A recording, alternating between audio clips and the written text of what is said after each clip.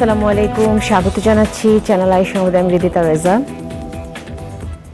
শুরুতে জানিয়ে দিচ্ছি ফ্রেশ প্রিমিয়ামটি সংবাদ শিরোনাম। মৃত্যুদণ্ডাদেশ চূড়ান্ত হবার আগে আসামিদের কন্ডেম সেলে রাখা হাইকোর্টে অবৈধ ঘোষণা, আপিলে জামিন আবেদন শোনা উচিত বলে পর্যবেক্ষণ। জলদস্যুদের কবল থেকে মুক্তি পাওয়া এমভি আব্দুল্লাহ কক্সবাজারের কুতুবদিয়ায় নাবিকদের লাইটারেজ জাহাজে চট্টগ্রাম নেওয়া হবে মঙ্গলবার। উপজেলা নির্বাচনে ভোটার উপস্থিতি সন্তোষজনক নয় বলছে নির্বাচন কমিশন, বিএনপির ভোট বর্জন অন্যতম কারণ মন্তব্য।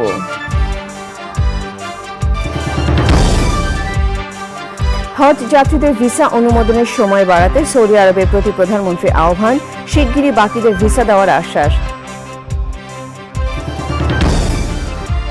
এবং প্রবীণ রাজনীতিবিদ হায়দার আকবর খান রণর প্রতি সর্বস্তরের মানুষের শ্রদ্ধা, বনানী কবরস্থানে আদর্শবান রাজনীতিকে চিরশয়ান।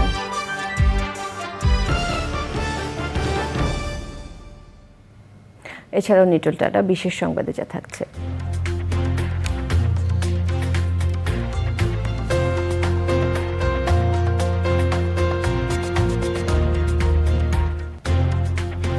নদীভিত্তিক পর্যটনে রাজধানীর পূর্বাঞ্চলে সানসেট ইভেন্ট উদ্বোধনের খবর।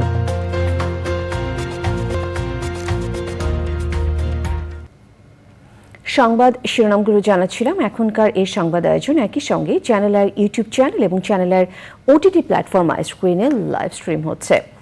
মৃত্যুদণ্ডাদেশ চূড়ান্ত হবার আগে আসামিদের কন্ডেম সেলে রাখাকে অবৈধ ঘোষণা করে রায় দিয়েছেন হাইকোর্ট। এর ফলে রাষ্ট্রপতির ক্ষমা চেয়ে করা আবেদন নিষ্পত্তি হওয়ার আগ পর্যন্ত কন্ডেম সেলের পরিবর্তে কারা কর্তৃপক্ষকে কয়েদিদের সাধারণ সেলে রাখতে হবে। মৃত্যুদণ্ডাদেশ পাওয়া আসামির আপিলের সময় তার জামিন আবেদন হাইকোর্টে শোনা উচিত বলে পর্যবেক্ষণ দিয়েছেন আদালত। অ্যাটর্নি জেনারেল জানিয়েছেন, হাইকোর্টের এই রায়ের বিরুদ্ধে আপিল করা হবে কিনা সরকারের সাথে আলোচনা করে এ বিষয়ে সিদ্ধান্ত নেওয়া হবে। মাজুল হক মান্নার রিপোর্ট। মৃত্যুদণ্ডাদেশ চূড়ান্ত হওয়ার আগে আসামিদের কন্ডেম সেলে রাখার বৈধতা চ্যালেঞ্জ করে 2021 সালের 2রা সেপ্টেম্বর হাইকোর্টে রিট করেন 3 কয়েদি। তারা হলেন চট্টগ্রাম কারাগারের কন্ডেম সেলে থাকা সাতকানিয়ার জিল্লুর রহমান, সিলেট কারাগারে থাকা সুনামগঞ্জের আব্দুর রশিদ ও কুমিল্লার কারাগারে থাকা খাগড়াছড়ির শাহ আলম। রিট আবেদনের শুনানি শেষে 2022 সালের 5ই এপ্রিল রুল জারি করেন হাইকোর্ট। এতে মৃত্যুদণ্ডাদেশ পাওয়া আসামিদের কন্ডেম সেলে বন্দী রাখা বিষয়ে জেল কোডের 980 বিধিকে কেন অসাংবিধানিক ঘোষণা করা হবে না তা জানতে চেয়ে রুল জারি করেন আদালত। ওই রুলের শুনানি শেষে রায় দেন হাইকোর্ট। কোনো ব্যক্তির মৃত্যুদণ্ড চূড়ান্ত হওয়ার পূর্বে তাকে মৃত্যুদণ্ডাদেশপ্রাপ্ত আসামি বলা যাবে না এবং তাকে মৃত্যুর সেলে বন্দী রাখা যাবে। মৃত্যুদণ্ডাদেশ চূড়ান্ত হবে যত বিচার বিভাগীয় পদক্ষেপ আছে, হাইকোর্ট বিভাগ, আপিল বিভাগ এবং প্রশাসনিক পদক্ষেপ আছে, মহামান্য রাষ্ট্রপতির কাছে ক্ষমা প্রার্থনা, এই সব কিছু নিষ্পত্তি করেই একজন ব্যক্তির মৃত্যুদণ্ডাদেশ চূড়ান্ত। রায় সম্পর্কে নিজের অবস্থান জানান রাষ্ট্রের প্রধান আইন কর্মকর্তা। মৃত্যুদণ্ডপ্রাপ্ত আসামির বেইল অ্যাপ্লিকেশনটা কনসিডার করা যাবে, এটা আমাদের দেশে এখন পর্যন্ত হয়নি, যার ফলে এটা হয়তো আমি সরকারের সাথে আলাপ করব। এছাড়া উনি আরও কতগুলো যে ডাইরেকশন দিয়েছেন, আমি ডাইরেকশনগুলো নিয়ে সরকারের সাথে আলাপ করব এবং সরকারের নির্দেশনা অনুযায়ী পরবর্তী আমরা পদক্ষেপ নিব।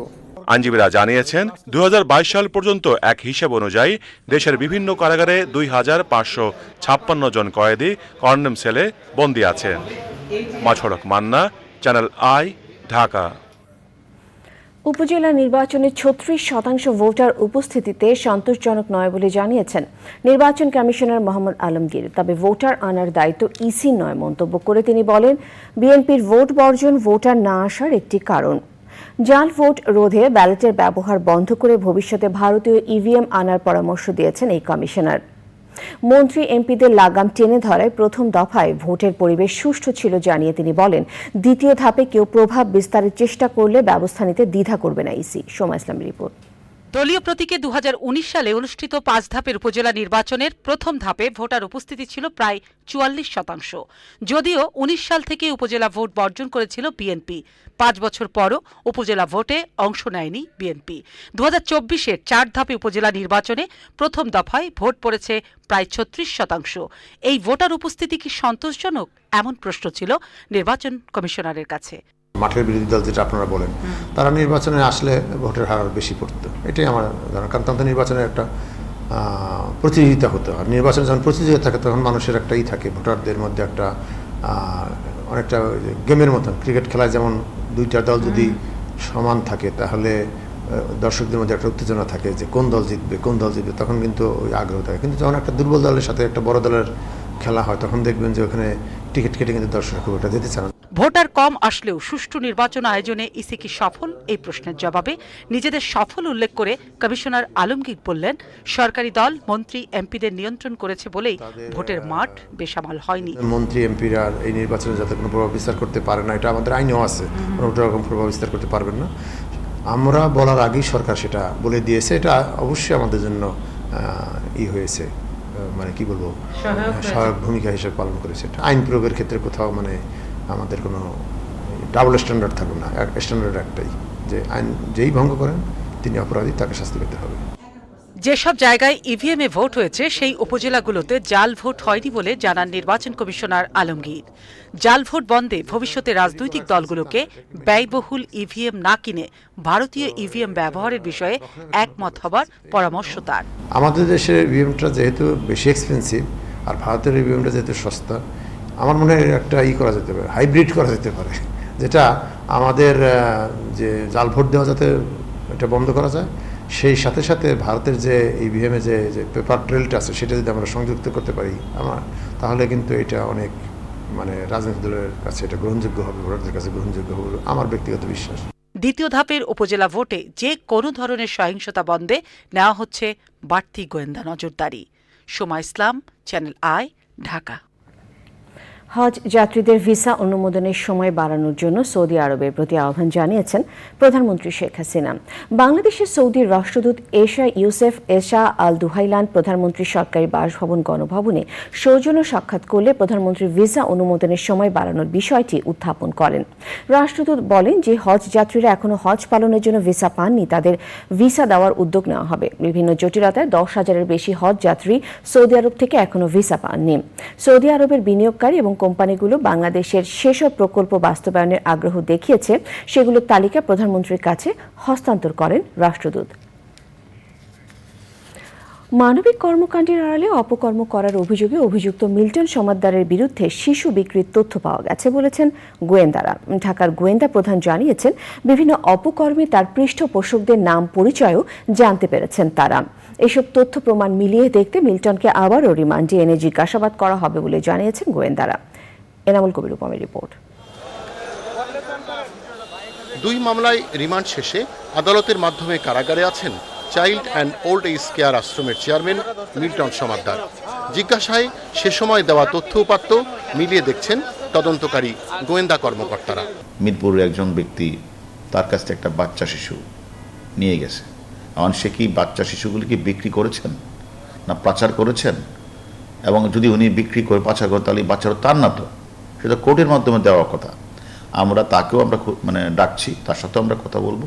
যে ডাক্তারের সিল এবং সাইনটা নকল করতেন সে ডাক্তারকে আমরা ডেকেছিলাম, সেও তার সামনাসামনি করেছিলাম, তার সাথেও স্বীকার করেছে যে, এবং সে ওই মামলার সাক্ষী, সে বলেছে এই ধরনের সিল সাপোর্ট আমি দিই না।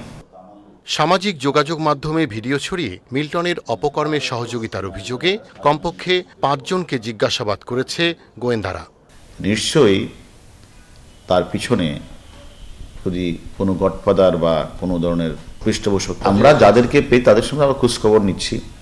তার একটা ফাউন্ডেশন আছে 2-3টা, সে ফাউন্ডেশনে আরেকজন ভদ্রলোক উনি সেক্রেটারি করেছেন, সে নিজে প্রেসিডেন্ট। তারা দুজনে ইচ্ছে মতো সিগনেচার করে টাকা তুলছেন, খরচ করছেন। আসলে কোথায় খরচ করছেন তার উত্তর দিতে পারে না। শুধু মিল্টন সমাদ্দার না, তার সাথে আরও যদি কোনো মিল্টন সমাদ্দার থেকে থাকে, মানে শুধু তাদের উদ্দেশ্যে শুধু টাকা আর্ন করা, তথাকথিত মানবতার ফিরিওয়ালা সাজা, সেগুলি তারা খুঁজে বের করছে। পাশাপাশি এরকম যদি আরও কোনো তথাকথিত ভুয়া মানবতা ফিরিওয়ালা ঢাকা শহরে থেকে থাকে, আমরা তাদের সম্পর্কে খোঁজখবর আমরা নিচ্ছি। মিল্টনের বিরুদ্ধে আসা মাদক ব্যবসার অভিযোগের তথ্য জানতে 9 জনকে মিন্টু রোডের কার্যালয়ে এনে জিজ্ঞাসাবাদ করেছে DB. Enamul Kabir Rupam, channel I, Dhaka. মঙ্গলবার থেকে সারা দেশে বৃষ্টি কমে তাপমাত্রা বেড়ে বিভিন্ন অঞ্চল আবারও তাপপ্রবাহের পূর্বাভাস দিয়েছে আবহাওয়া অধিদপ্তর। তবে এবারে তাপপ্রবাহ এপ্রিল মাসের মতো দেশ জুড়ে ও তীব্র মাত্রার হবে না। দেশের উত্তপ্ত অঞ্চলগুলোই বিক্ষিপ্তভাবে তাপপ্রবাহের কবলে পড়বে। চলতি মাসের মাঝামাঝি থেকে শুরু হওয়া তাপপ্রবাহের ধরন হবে মৃদু থেকে মাঝারি। 20 মের পর থেকে বঙ্গোপসাগরে লঘুচাপ তৈরির আশঙ্কা করছেন আবহাওয়া অফিস। তবে ওই লঘুচাপ নিম্নচাপ কিংবা ঘূর্ণিঝড়ে পরিণত হবে কিনা পরে বোঝা যাবে। এবছর এপ্রিল মাসের শুরু থেকে প্রায় সারা দেশে শুরু হয় তাপপ্রবাহ। এবারের গ্রীষ্মে যশোরের সর্বোচ্চ তাপমাত্রা 43.8 ডিগ্রি সেলসিয়াস রেকর্ড করা হয়। ঢাকাতেও তাপমাত্রা 40 ডিগ্রি পর্যন্ত রেকর্ড করা হয়। চলতি মাসের 3 তারিখ থেকে সারা দেশে স্বস্তির বৃষ্টি শুরু হয়। সেই সময় দেশের দক্ষিণে অংশে চট্টগ্রামে 118 মিলিমিটার, ফেনীতে 130, শ্রীমঙ্গলে 124 এবং রাজশাহীতে 51 মিলিমিটার বৃষ্টিপাত রেকর্ড করা হয়। আগামী 24 ঘন্টা যে অবস্থা আমরা দেখছি তাতে বৃষ্টিপাত দেশের উত্তরাঞ্চল ঢাকা সহ উত্তরাঞ্চলে বৃষ্টিপাতের প্রবণতাটা বেশি, দক্ষিণাঞ্চলে বৃষ্টিপাতের প্রবণতাটা তুলনামূলকভাবে কম। আগামী 15 তারিখ বা তারপর থেকে হয়তো আছে, আগামীকালকের পর থেকে 15 তারিখ এটা বিক্ষিপ্তভাবে, তবে এখনকার যে তাপপ্রবাহ এটা ওইভাবে তীব্র বা অতি তীব্র হওয়ার সম্ভাবনা আপাতত নেই। এখন যে তাপপ্রবাহটা আসবে এটা মৃদু থেকে মাঝারি ধরনের তাপপ্রবাহ হবে। মুক্তিযুদ্ধের অন্যতম সংগঠক ও প্রবীণ রাজনীতিবিদ হায়দার আকবর খান রণর প্রতি শ্রদ্ধা জানিয়েছেন সর্বস্তরের মানুষ।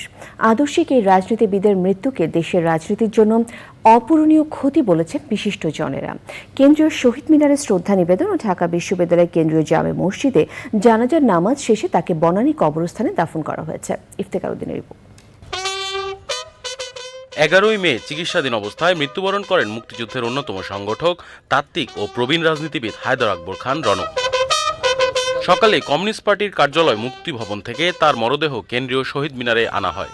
সেখানে বীর মুক্তিযোদ্ধাকে দেয়া হয় গার্ড অফ অনার। পরে হায়দার আকবর খান রণর প্রতি শ্রদ্ধা জানায় বিভিন্ন সামাজিক রাজনৈতিক সংগঠন ও বিশিষ্টজনেরা। হায়দার আকবর খান রণদের মতো এগুলো ত্যাগী নেতা যারা জাতির জন্য অত্যন্ত গুরুত্বপূর্ণ ছিলেন, তাদেরকে হারিয়ে জাতি একজন সূর্য সন্তানকে হারালো। আজকে রাজনীতিতে নীতিহীনতাটাই প্রধান হয়ে গেছে, ব্যক্তিগত পাওনা পাওয়াটাই প্রধান হয়ে গেছে।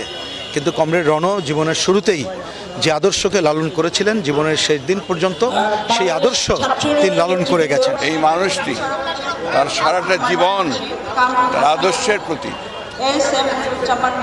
পুরোপুরিভাবে লয়াল থেকে এবং মানুষের মুক্তির জন্য, সমাজ পরিবর্তনের জন্য, কৃষক শ্রমিক মেহনতি মানুষের মুক্তির জন্য তিনি কাজ করেছেন। আদর্শের জন্য আজীবন সংগ্রাম করেছেন। শেষ মুহূর্ত পর্যন্ত তিনি লিখেছেন। চোখে দেখতেন না, চলাফেরা করতে পারতেন না, তখনও লিখেছেন। এরপর ঢাকা বিশ্ববিদ্যালয় কেন্দ্রীয় জামে মসজিদে জানাজার নামাজ শেষে দাফনের জন্য তার মরদেহ বনানী কবরস্থানে নেওয়া হয়। Iftekhar Uddin, channel I, Dhaka. বাইরে থেকে বিএনপিকে মদত দিয়ে চাঙ্গা করার মতো পরিস্থিতি নেই বলে মন্তব্য করেছেন আওয়ামী লীগের সাধারণ সম্পাদক ওবায়দুল কাদের। মার্কিন সহকারী পররাষ্ট্রমন্ত্রী ডোনাল্ড লুয়ের বাংলাদেশ সফরের বিষয়ে সংবাদ সম্মেলনে ওবায়দুল কাদের বলেছেন, বাংলাদেশে কে আসছে তা নিয়ে ভাবছেন আওয়ামী লীগ। কেউ আমাদের দেশে এসে এখানে বিএনপিকে আবারও মদত দেবে, চাঙ্গা করবে, সেই পরিস্থিতি বোধ এখন বিশ্ব রাজনীতিতে মোটেই নেই। এবং যারা এ দাপটটা দেখাবে তাদের দাপট দেখানোর ক্ষমতাটা মধ্যপ্রাচ্যেই সংকুচিত হয়ে এখানে বিস্তৃত হবে এমন মনে করার কোনো কারণ। সোনালী লাইফ ইন্স্যুরেন্স প্রায় 27,000 বিমা কর্মীর কমিশনের টাকা আটকে রেখেছে বলে অভিযোগ করেছেন কর্মীরা। তারা বলছেন, প্রতিষ্ঠার 11 বছরে কখনোই কমিশন পেতে মাসের 7 তারিখের বেশি অপেক্ষা করতে হয়নি। এবার প্রথমবারের মতো বিমা গ্রহীতাদের পাওনা দিতে পারছে না ব্যবস্থাপনা কর্তৃপক্ষ। সোনালী লাইফের প্রশাসক অবসরপ্রাপ্ত ব্রিগেডিয়ার জেনারেল SM ফেরদৌস বলেছেন, শিগগিরই বিষয়টি সমাধান করা হবে। রিজভিন হাসান রিপোর্ট। পরিচালনা পর্ষদ ভেঙে 21 এপ্রিল অবসরপ্রাপ্ত ব্রিগেডিয়ার জেনারেল SM ফেরদৌসকে সোনালী লাইফ ইন্স্যুরেন্সে প্রশাসক নিযুক্ত করে বীমা উন্নয়ন ও নিয়ন্ত্রণ কর্তৃপক্ষ IDRA। পর্ষদের আবেদনের প্রেক্ষিতে 22 এপ্রিল ওই সিদ্ধান্ত স্থগিত করে দেয় আদালত। এরপর চেম্বার জজ আদালতে যায় IDRA। 30 এপ্রিল সোনালী লাইফ ইন্স্যুরেন্সে প্রশাসক নিয়োগের সিদ্ধান্ত স্থগিত করে হাইকোর্টের দেয়া আদেশ স্থগিত হওয়ার পর আবারও প্রশাসক পদে বহাল হন এসএম ফেরদৌস। উদ্ভূত পরিস্থিতিতে কোম্পানিটির মূল চালিকা শক্তি মাঠের বিমাকর্মীদের কমিশনের অর্থ এবং বিমা গ্রহীতাদের দাবি পাওয়া নিয়ে অনিশ্চয়তা তৈরি হয়েছে বলে অভিযোগ। কার কত টাকা বেতন কমিশন কোন সিস্টেমে যাবে এটা ইদরা থেকে পাশ করা, যেটা বিগত 11 বছরের সিস্টেম ফলো করলে কিন্তু বিষয়টা ক্লিয়ার হয়ে যাবে।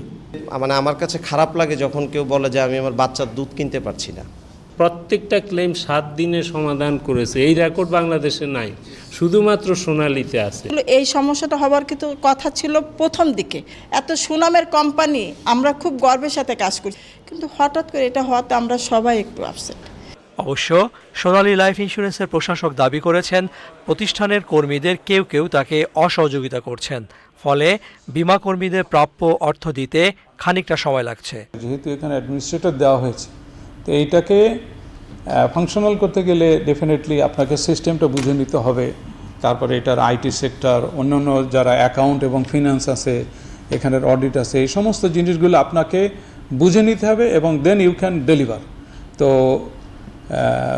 যে বা যারা এই এজেন্টের কমিশন অথবা এই বিষয়টা নিয়ে যারা যে দাবি দেওয়ার কথা বলছে অথবা যে সিচুয়েশনটা উত্থাপন করছে সেটা আসলে সঠিক না। যারা টাইমলি পেত তারা টাইমলিই পাবে, কিন্তু এই বিশেষ পরিস্থিতিতে আপনাকে একটু বুঝতে হবে যে এখানে উই নিড সাম টাইম। 2013 সালে চালুর পর থেকে দেশব্যাপী 26,709 জন সক্রিয় বিমা কর্মীর মাধ্যমে গ্রাহকদের সেবা দিয়ে আসছে সোনালী লাইফ ইন্স্যুরেন্স। 1300 ব্রাঞ্চ ম্যানেজার এবং 7,000 ইউনিট ম্যানেজার সহ সব বিমা কর্মীদের এপ্রিল মাসের কমিশন এবং ভাতা বাবদ প্রায় 6.5 কোটি টাকা আটকে আছে। রিজভিন আওয়াজ, চ্যানেল আই, ঢাকা। সোমালি জলদস্যুদের হাত থেকে মুক্ত জাহাজ এমভি আবদুল্লাহ কুতুবদিয়ায় নোঙর করেছে। দীর্ঘ প্রতীক্ষা শেষে সন্ধ্যায় দেশে ফিরে আসেন জাহাজটির নাবিকরা। মঙ্গলবার তারা যাবেন চট্টগ্রামে। বিস্তারিত জানাচ্ছেন লুৎফুর রহমান সোহাগ।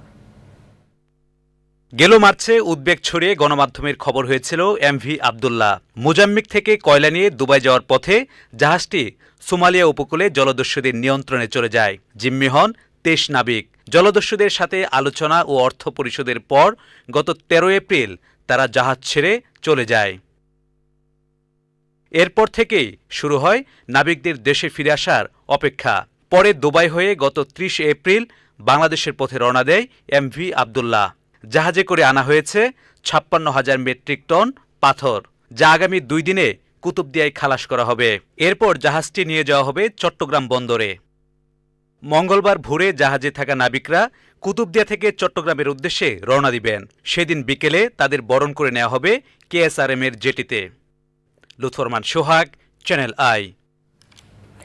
শেষের পথে দেশের অন্যতম মেগা প্রকল্প বঙ্গবন্ধু শেখ মুজিব রেলওয়ে সেতুর নির্মাণ কাজ। 50টি পিয়ার, 49টি স্প্যানের সবগুলোই বসানোর কাজ শেষ। চলছে নদীর দুপারের সংযোগ রেলপথ নির্মাণের কাজ। নির্ধারিত সময়ের মধ্যেই রেল সেতু নির্মাণ কাজ শেষ হবে বলে জানিয়েছেন প্রকল্প পরিচালক। সিরাজগঞ্জ থেকে ফেরদৌস রবিনের পাঠানো তথ্য ও ভিডিওচিত্র রাজীব আহমেদের রিপোর্ট। যমুনার বুকে এখন পুরোটাই দৃশ্যমান বঙ্গবন্ধু শেখ মুজিব রেল সেতু। মোট 4.8 কিলোমিটার দৈর্ঘ্যের এই সেতুর মূল অবকাঠামোর কাজ প্রায় শেষ। ইতোমধ্যে সবগুলো পিলারের উপর বসানো হয়েছে স্প্যান। ভিয়েতনাম ও মিয়ানমার থেকে আনা বিশেষভাবে তৈরি মরিচারোধী স্টিলের অবকাঠামো দিয়ে তৈরি করা হচ্ছে স্প্যানগুলো। সেতুটি চালু হলে উত্তরবঙ্গের রেল যোগাযোগের ক্ষেত্রে নবদিগন্তের সূচনা হবে। সঠিক সময়ে কাজ করতে পারছি এরকম একটা মেগা প্রজেক্টে, তার জন্য আমরা অত্যন্ত আনন্দিত। ফিনিশিং প্রায় 95% কাজ কমপ্লিট হয়ে গেছে। আমাদের সুপার স্ট্রাকচারের কাজ কমপ্লিট। গুণগত মান ঠিক রেখে দিনরাত কাজ করা হচ্ছে বলে জানান প্রকৌশলীরা। উইদিন 2 উইকস আমরা হয়তো এখানে ব্রিজের যে এক্সপ্যানশন জয়েন্টের কাজ আছে সেগুলো আমরা শুরু করব। ইন দ্য মিন টাইম আমরা সাইট প্রিপারেশনের জন্য যেটুকু স্টেপ নেওয়া দরকার সেই স্টেপগুলো নিয়ে ফেলেছি। আর কাজের মধ্যে এখন আমি যদি কোয়ালিটি নিয়ে কথা বলি তাহলে of course we keep the best quality according to the matter of statement. ট্রাকের কাজ এবং আমাদের রিভার ট্রেনিং অর্থাৎ নদী শাসনের কাজ চলছে, যতটুকু বাকি রয়েছে।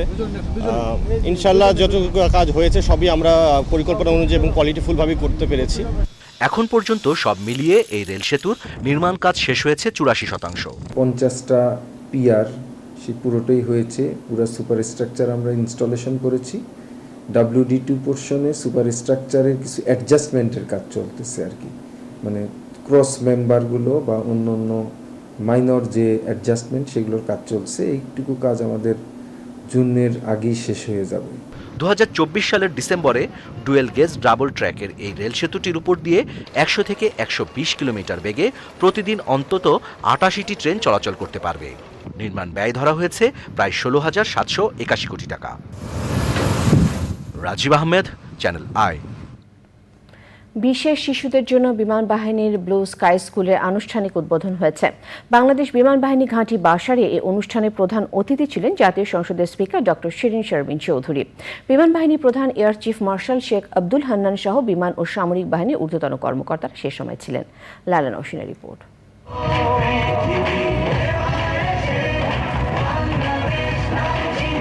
মনোজ্ঞ এই পরিবেশনায় অংশ নেওয়া শিশুদের সবাই বাংলাদেশ বিমান বাহিনী পরিচালিত বিশেষ শিশুদের বিদ্যাপীঠ ব্লু স্কাই স্কুলের শিক্ষার্থী।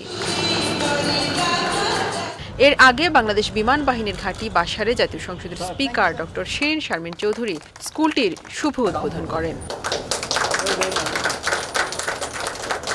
পরে মূল অনুষ্ঠানে যুক্ত হয়ে বিশেষ এই শিশুদের মনোজ্ঞ সাংস্কৃতিক পরিবেশনা উপভোগ করেন আমন্ত্রিত অতিথিরা।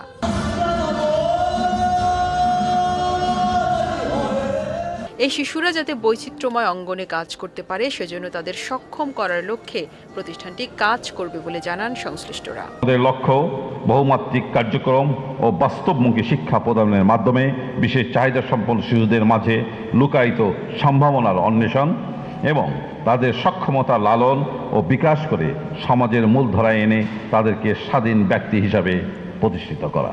দি Dhaka mercantile cooperative bank limited এটা 1973-তে রেজিস্টার্ড। আমি বিমান বাহিনী থেকে অপশন নেওয়ার পরে বাঁচার তাগিদে এই প্রতিষ্ঠানে জড়িত হই, টাকা ইনভেস্ট করি। বিশেষ শিশুদের জন্য আন্তর্জাতিক মানের প্রশিক্ষণ ও থেরাপি চালু করে প্রতিষ্ঠানটি মানব সম্পদ উন্নয়নে কাজ করে যাবে বলে আশা প্রকাশ করেন জাতীয় সংসদের স্পিকার। আমি বাফুয়া বিমান বাহিনী মহিলা কল্যাণ সমিতিকেও অভিনন্দন জানাই, কেননা এটা আপনাদের একটা অন্যতম প্রকল্প হিসেবেই আজকে ব্লু স্কাই প্রতিষ্ঠা পেয়েছে এবং আপনারা যে এই ধরনের বাচ্চাদের জন্য একটা কাজ করবেন বলে সিদ্ধান্ত নিয়েছেন সেই জন্য আমি আপনাদেরকে অভিনন্দন জানাই। শিক্ষকদের যাতে অটিজম এবং এই ডিফারেন্টলি এবল বাচ্চাদের হ্যান্ডেল করার বা স্পেশাল কেয়ার দেওয়ার ব্যাপারে আরও উচ্চতর প্রশিক্ষণ দেওয়া যায় সেই বিষয়টির ব্যাপারেও আপনারা লক্ষ্য রাখবেন। পরে বাফওয়া কেন্দ্রীয় পরিষদের সভানেত্রী এবং অন্য সদস্যদের নিয়ে কবিতায় বঙ্গবন্ধু ও বেগম মুজিব বইয়ের মোড়ক উন্মোচন করেন স্পিকার। লালা নওশিন, চ্যানেল আই, ঢাকা। সময় হলো বিরতি নেবার। বিরতির পর আরো সংবাদের সাথে জানিয়ে ফিরব। আবারও আমন্ত্রণ। দেশের সব ব্যাংকের অর্থায়নে একটি হাসপাতাল তৈরির উদ্যোগ নিয়েছে বাংলাদেশ ব্যাংক, যেখানে সব ধরনের সেবা পাবে মানুষ। কেন্দ্রীয় ব্যাংকের সঙ্গে সরকারি, বেসরকারি ও বিদেশি ব্যাংকের চেয়ারম্যান ও ব্যবস্থাপনা পরিচালকদের সঙ্গে বৈঠকে এই সিদ্ধান্ত হয়েছে। করোনা পরিস্থিতি থেকে শিক্ষা নিয়ে হাসপাতাল তৈরি এই উদ্যোগ বলে বৈঠক শেষে জানান ব্যাংক মালিকদের সংগঠন Bangladesh association of banks BAB ও এক্সিম ব্যাংকের চেয়ারম্যান নজরুল ইসলাম মজুমদার। পূবালী ব্যাংকের চেয়ারম্যান মঞ্জুরুর রহমান বলেছেন, ডলার নিয়ে কেন্দ্রীয় ব্যাংকের আগের সব নীতি ভুল প্রমাণ হয়েছে। বাংলাদেশ ব্যাংক, প্রাইভেট ব্যাংক, সরকারি ব্যাংক এবং বিদেশি যে ব্যাংকগুলি আমাদের দেশে আছে এদের সকলকে নিয়ে বাংলাদেশ ব্যাংক উদ্যোগ নিয়েছে একটি বড় ধরনের হাসপাতাল করবে, যেখানে সকল রোগের চিকিৎসা হবে। যদি সিস্টেমটা ফেল করে তখন চেঞ্জেস আনতে হবে। এখন দেখছি এই গভর্নমেন্ট, এই সরকার বা এই বাংলাদেশ ব্যাংক প্রয়োজনে চেঞ্জ আনছে। তার মানে স্যার এর আগে সিদ্ধান্তগুলো ফেল করেছে? আগে সেটা ফেল করেছে, অবশ্যই ফেল না করলে চেঞ্জ আনতে কথা আনতে বাধ্য হয়েছে। ভারতের লোকসভা নির্বাচনের চতুর্থ দফায় ভোট গ্রহণ শেষ হয়েছে। দুপুর 1টা পর্যন্ত দেশে 40.3% ভোট পড়েছে বলে জানিয়েছে ভারতের নির্বাচন কমিশন। নির্বাচনে বড় ধরনের সহিংসতা না হলেও অন্ধ্রপ্রদেশের একটি কেন্দ্রে মারধর ও পশ্চিমবঙ্গের একটি কেন্দ্র থেকে প্রিজাইডিং অফিসারকে সরিয়ে দেওয়ার অভিযোগ উঠেছে। 7 ধাপের 41 দিনের নির্বাচনের চতুর্থ ধাপে 10টি রাজ্য এবং কেন্দ্রশাসিত অঞ্চলের 96 আসনে সকাল 7টা থেকে সন্ধ্যা 6টা পর্যন্ত ভোট হয়।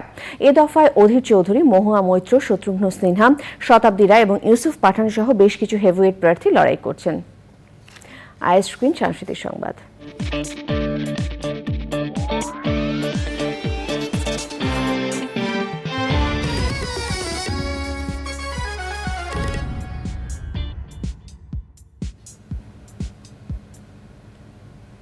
চলচ্চিত্র সেন্সর বোর্ডের সদস্য হলেন চিত্রনায়িকা পূর্ণিমা। তথ্য ও সম্প্রচার মন্ত্রণালয় এ নিয়ে প্রজ্ঞাপন জারি করেছে। সেন্সর বোর্ডের সদস্য হওয়াকে ক্যারিয়ারে বড় প্রাপ্তি বলে মনে করছেন তিনি। নিজেকে সম্মানিত মনে করছেন বলেও জানান এই তারকা। 15 সদস্যের সেন্সর বোর্ডের এই কমিটি আগামী 1 বছর দায়িত্ব পালন করবে। রূপালী পর্দায় বর্ণিল ক্যারিয়ারে পূর্ণিমা উপহার দিয়েছেন মনের মাঝে তুমি, আকাশ ছোঁয়া ভালোবাসা, শুভা, স্বামী স্ত্রীর যুদ্ধর মতো ব্যবসা সফল ও দর্শক নন্দিত সিনেমা। নিটল টাটা, বিশেষ সংবাদ।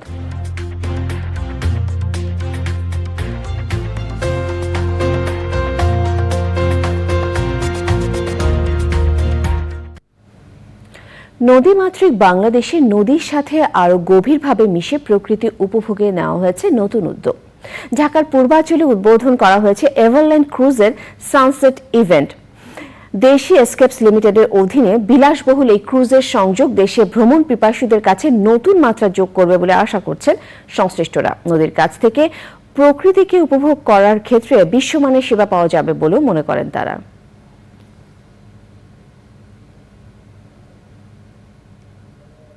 আমাদের যে নদীটা যে আছে, এই নদীটাকে ঘিরে ধরে পর্যটন শিল্পের একটা বড় সম্ভাবনা এবং বড় একটা গ্যাপ তৈরি হয়ে আছে। একটা ক্রুজ, এখানে একটা আমরা দেখছি আমরা খাবার খাচ্ছি, দেখছি, ঘুমাচ্ছি এবং আমরা এই যে একটা experience, is a beautiful, is a different experience. এবং আমি আমার বিদেশি এক্সপিরিয়েন্স থেকে আমাদের মনে হয়েছে যে বাংলাদেশে অনেকেই সেই এক্সপিরিয়েন্সটা করতে চায়। আমরা এই অপরচুনিটি দিতে পারি। আমরা এটা থ্রো করেছি বাংলাদেশে এবং সবার সহযোগিতায়, এবং সবাইকে ধন্যবাদ। এবং এটা আজকে উদ্বোধনের মাধ্যমে আমরা এটা ওপেন করে দিলাম। কৃষি সংবাদ।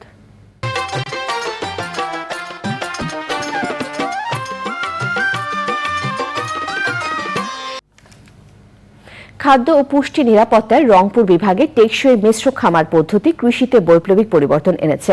আধুনিক কৌশলে শাকসবজি সহ ফসল উৎপাদন করে লাভবান হচ্ছেন কৃষক। আধুনিক পদ্ধতিতে গবাদি পশুপালন করেও স্বাবলম্বী তারা।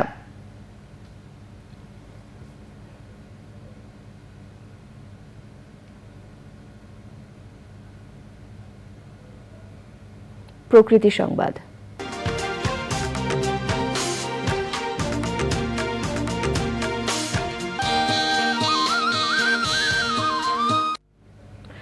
অবৈধ দখল আর ভরাটে অস্তিত্ব হারাচ্ছে গাজীপুর সিটি ও এর আশপাশের খাল। বর্ষা এলেই জলাবদ্ধতা, মশা আর নানান ধরনের রোগ জীবাণুতে বিপর্যস্ত হয় জনজীবন। তাই মৌসুম শুরুর আগেই পরিবেশ, প্রতিবেশ ও জনস্বাস্থ্য রক্ষায় জনসচেতনতার পাশাপাশি কার্যকর উদ্যোগের দাবি জানিয়েছে সচেতন মহল।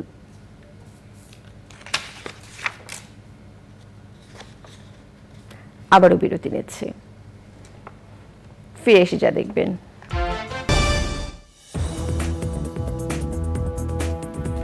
ফিরে এলাম বিরতির পর। রাজশাহীতে প্রতি বছরের মতো এবারও আম পাড়ার সময় নির্ধারণ করে দিয়েছে জেলা প্রশাসন। বুধবার 15 মে থেকে আম পাড়া ও বাজারজাত শুরু হবে। গুটি আম সবার আগে পাকায় পাড়ার সময়ও এগিয়ে আনা হয়েছে। রাজশাহী জেলা প্রশাসক শামীম আহমেদের সভাপতিত্বে জেলা প্রশাসকের সম্মেলন কক্ষে আম সংগ্রহ, পরিবহন ও বাজারজাত পর্যবেক্ষণ সংক্রান্ত সভায় আম বাজারজাত করার বিষয়ে সিদ্ধান্ত নেওয়া হয়। বাজারে নিরাপদ, বিষমুক্ত ও পরিপক্ক আম নিশ্চিত করতে ম্যাঙ্গো ক্যালেন্ডার প্রকাশ করা হয় সভায়। 15 মে থেকে গুটি আম বাজারজাত করা যাবে। 25 মে গোপালভোগ, লক্ষণভোগ, 25 থেকে 30 মে হিমসাগর বা খিরসাপাত আম, 30 মে থেকে পারা যাবে। 10 জুন ল্যাংড়া, 20 জুন থেকে ফজলি, 15 জুন আম্রপালি এবং 10 জুলাই থেকে আশ্বিনা ও বারিয়াম 5 তোলা যাবে। 15 জুলাই থেকে গৌরমতি এবং 20 আগস্ট থেকে ইলামতি আম বাজারজাত শুরু হবে। পাশাপাশি কাটিমন ও বারিয়াম 11 সারা বছর বাজারজাত করা যাবে। খেলার খবর।